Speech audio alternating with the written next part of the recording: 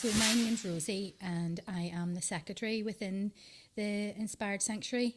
Yes, so I am a nurse of 35 years. I know you're going to say I don't look it, but I am. And I have been working within care for the majority of my career within the nursing home and the independent sector. So I'm a massive advocate of the independent sector. So just by chance in 2014 I was asked to go and manage a care home in Armagh. It was learning disability, never worked in learning disability before, and absolutely fell in love with it.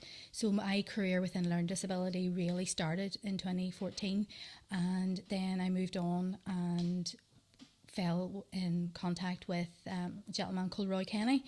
And if anybody knows Roy just goes from one idea to the next, and the next before I knew it we were setting up a care home company, and we purchased a care home in 2025, and it just moved from that. And our vision is very much about creating that a care home with, you know, the importance of the social aspect of within the residential setting, and about enjoyment, fun, and just enjoying life. Oh, right, okay. Well, I have loads of interests and passions, some maybe a bit more eccentric than others. Well, anybody that knows me knows I love travel. So I love travelling and experiencing all the different things that comes with travel. And I love cruising. I absolutely love cruising. Cruising's my favourite. I'm passionate about animals. I love animal welfare.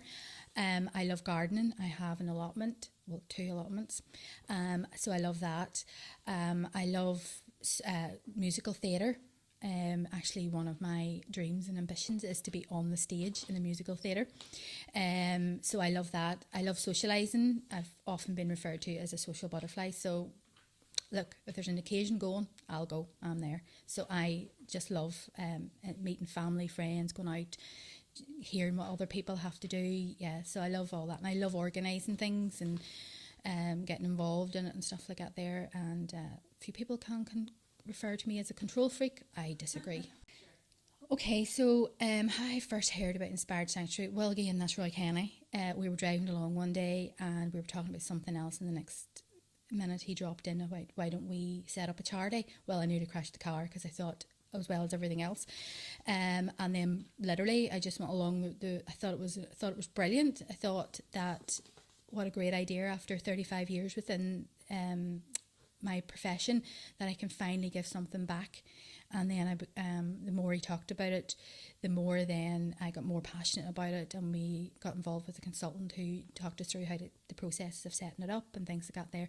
And then I became really, really passionate about the vision of it, and although the board will rein me in on that vision, yeah, absolutely. So yeah, how I heard about it was Roy Kenny.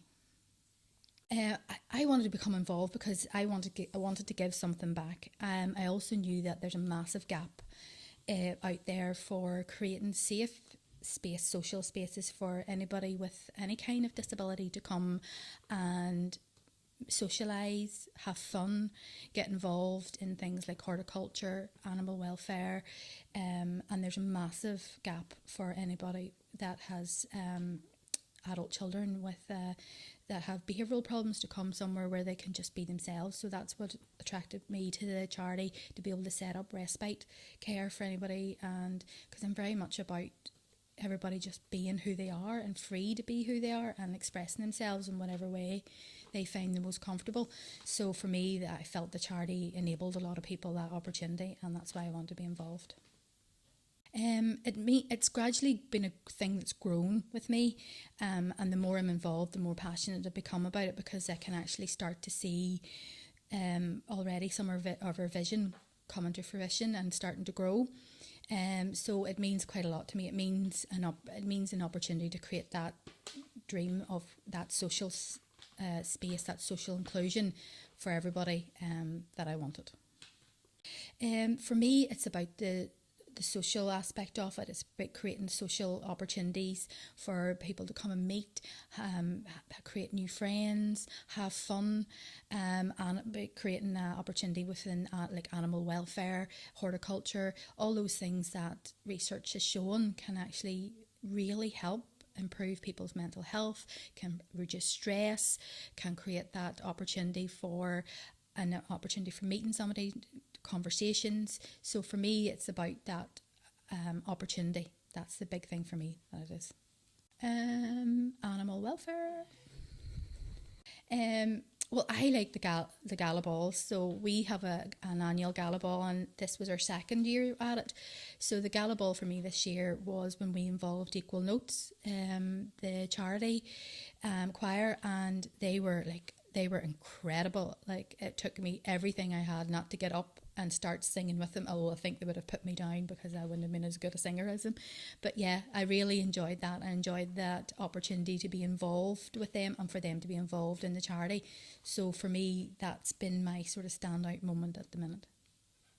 Well, I hope to create the chaos and the sort of the mind dumping and the constant new ideas and the new sort of like suggestions and like constantly keeping people, you know, like going, oh my god, no, not again, and pushing people out of their comfort zone to try new things, because I think that's the way that the charity will grow. Because I think if we all stay within our comfort zones, we won't grow and the charity won't grow. So I feel that my role is to keep pushing people comfortably out of their comfort zone.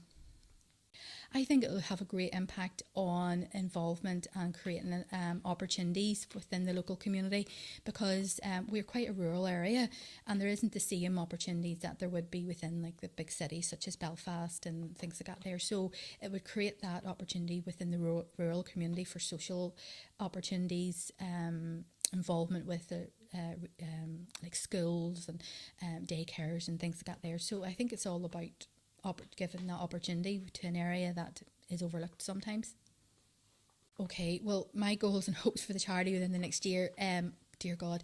Okay, so ideally I would like to have animals, llamas, pygmy goats, all that sort of stuff, and our polytunnel up and running. I would like to secure funding, have at least a couple of grants behind us, and I would like, obviously we're having the fun day and things got there, but I would like to create a bigger presence on social media so people will want to say, oh, how do I get involved in that? I want to do that. Count me in. Again, I would like, I think our key message is going to have to be more social media and getting people involved in it, because we live in a world where everything is now through social media and all the social media platforms. So it's about creating a bigger presence on that, and where people will say, yep, oh God, I didn't know that happened, or can I get involved in that? Or, and then it's obviously getting some, you know, like more influential people involved would be absolutely great to come along and support our mission. Okay, well, one thing is, I have a couple of things. I am a beekeeper and I have tattoos. Yes, I do, because I believe that fear is a hindrance in our lives. And I think if we always believe and never let go of your inner child, then children really, fear isn't something that isn't that they have. So I believe never let go of your inner child. Always let your inner child come out to play, and you'll always get the best of yourself if you do that. And don't worry, just be happy.